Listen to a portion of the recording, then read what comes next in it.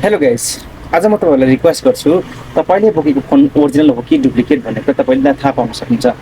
कसरी थाहा पाउनुहुन्छ भन्दाखेरि तपाईँसँग भएको त्यो फोनको आइएमआई नम्बर हुन्छ, जुन नम्बर तपाईँले बुझ्न सक्नुहुन्छ कि मेरो फोन कतिको ओरिजिनल हो र कुन कम्पनीमा कहाँबाट बनेको हो त्यो सबै म्यानुफ्याक्चर तपाईँले थाहा पाउनुहुन्छ। र त्यसको लागि तपाईँले के गर्नुपर्छ भनेपछि तपाईँको फोनमा चाहिँ *#06# डायल गर्नु होला र त्यस डायल गर्ने बित्तिकै तपाईँको त्यहाँ फोनमा चाहिँ आउनेछ कि तपाईँको 15 डिजिटको नम्बर आउँछ। त्यो 15 डिजिटको नम्बरले तपाईँ थाहा पाउनुहुन्छ कि तपाईँको फोनमा चाहिँ कुन कम्पनी र कहाँबाट म्यानुफ्याक्चर भएको फोन हो र कतिको ओरिजिनल छ भनेको पनि थाहा पाउनुहुन्छ।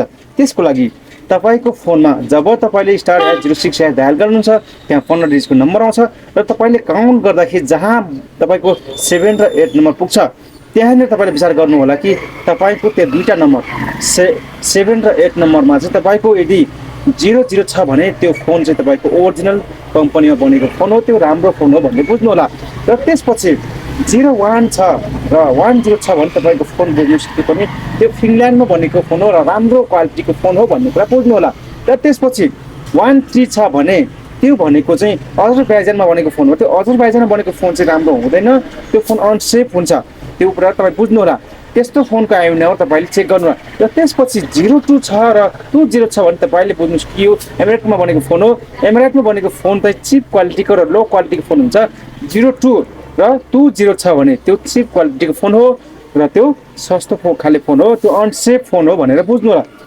र त्यसपछि अर्को कुरा के छ भनेपछि 203 र 30 छ भने र त्यसपछि 04 अथवा 40 छ भने पनि तपाईँले बुझ्नुहोस् कि यो चाइनामा बनेको गुड क्वालिटीको फोन हो, यो राम्रो फोन हो भनेर बुझ्नु होला। यो राम्रो क्वालिटीको फोन हो भनेर तपाईँ सम्झिनु हुँदा त्यसपछि के छ भनेपछि 05 र 50 छ भने तपाईँले बुझ्नुहोस् कि यो फोन भनेको त ब्राजिल, युएस र फाइनलमा बनेको फोन हो, यो फोन चाहिँ राम्रो क्वालिटीको हुन्छ, यो भनेको गुड राम्रो फोनलाई मान्न सकिन्छ।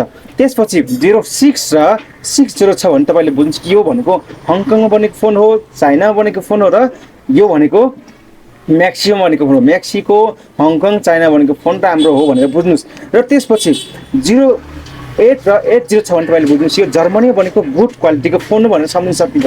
तर गाइस अर्को कुरा के छ भनेपछि तपाईँलाई रिक्वेस्ट गर्छु म, यसमा चाहिँ तपाईँको सोनीको फोनलाई चाहिँ मैले इन्क्लुड गरेको छैन, सोनीको फोनको बारेमा यहाँ कुनै पनि डिटेल्स दिएको छैन।